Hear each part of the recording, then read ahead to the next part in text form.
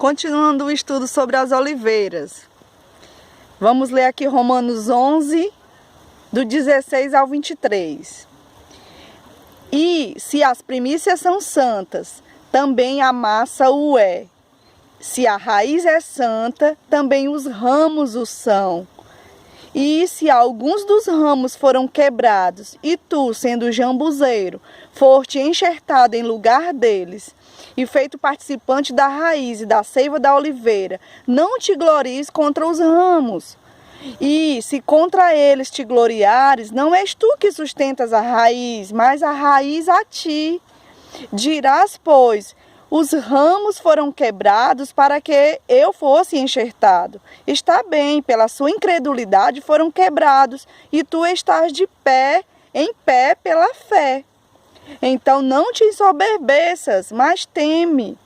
Porque se Deus não poupou os ramos naturais, teme que não te poupe a ti também. Considera, pois, a bondade e a severidade de Deus. Para com os que caíram, severidade, mas para contigo, benignidade, se permaneceres na sua benignidade. De outra maneira, também tu serás cortado. E também eles, se não permanecerem na incredulidade, serão enxertados, porque poderoso é Deus para os tornar a enxertar. Estamos, então, continuando no mesmo capítulo 11 de Romanos.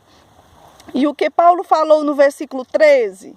Falo com vocês, gentios. Ele está falando aos gentios, à casa de Israel, a Efraim. O versículo 16 tem muita revelação, e para entender bem, você precisa entender muito bem as festas de Israel. Que na verdade, né, as festas ali querem dizer moed, o termo moed em hebraico, que quer dizer tempos determinados. Então são na verdade tempos determinados por Yahvé, pelo Senhor, né? E que tem muito significado profético nessas festas. Mas um breve resumo para se entender esse versículo 16 aqui de Romanos 11, né? Um breve resumo das festas, Páscoa, Primícias e Pentecostes. Então, temos a Páscoa no dia 14, ao entardecer, e logo no pôr do sol já é dia 15, onde se inicia a festa dos pães ázimos, que vai do dia 15 ao 21, ou seja, 7 dias de festa. Dentro da semana dos ázimos, após o primeiro sábado, no próximo dia, ou seja, um primeiro dia de trabalho, no nosso calendário chamado domingo, eram colhidos os primeiros feixes de cevada. E dessas primícias era feito um molho, né? E oferecido a Yahvé. E então se iniciava a partir desse domingo uma contagem de 7 vezes 7, ou seja, 7 sábados, 7 semanas inteiras. O dia 49 é automaticamente um sábado. O dia 50, um domingo, é Pentecoste. No Pentecostes eram oferecidos 2 pães levedados. Sabemos que o fermento representa o pecado, e a ordem de Yahvé era que esses 2 pães oferecidos no Pentecostes fossem com fermento, ou seja, com pecado. Esses 2 pães representam as 2 casas de Israel, que, como sabemos, ambas têm muitos pecados, né? Uma coisa interessante é que esses 2 pães eram feitos da farinha das primícias da colheita da cevada, que foi colhida 50 dias antes, né? Se você entende as festas, sabe que as primícias representam a ressurreição de Yeshua, né? A ressurreição de Jesus, e que ele é o cabeça, é as primícias. E Efraim e Judá, os 2 pães são a massa, né? São os 2 pães que é feito dessas primícias. Isso aqui foi só um breve resumo, né? Para poder entender o contexto desse versículo 16.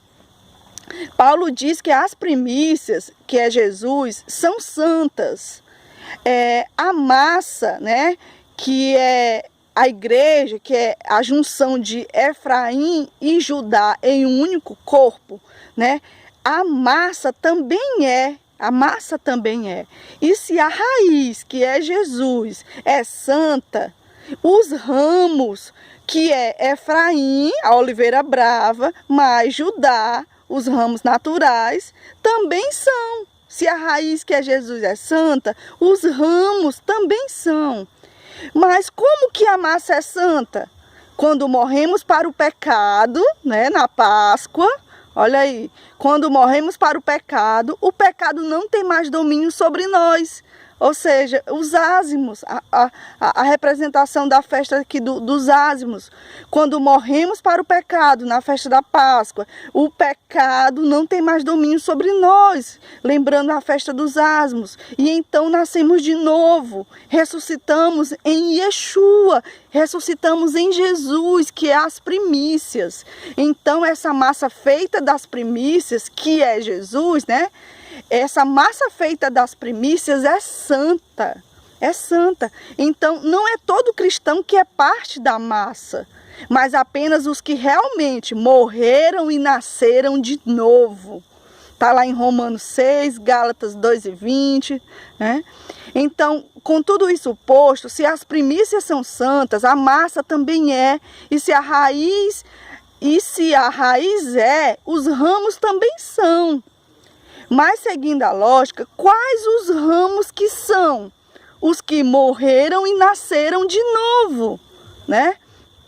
Isso vai ficar mais claro mais para frente quando Paulo disser que apesar de Israel ser como a areia da praia do mar, apenas os remanescentes é que serão salvos. Continuaremos no próximo vídeo.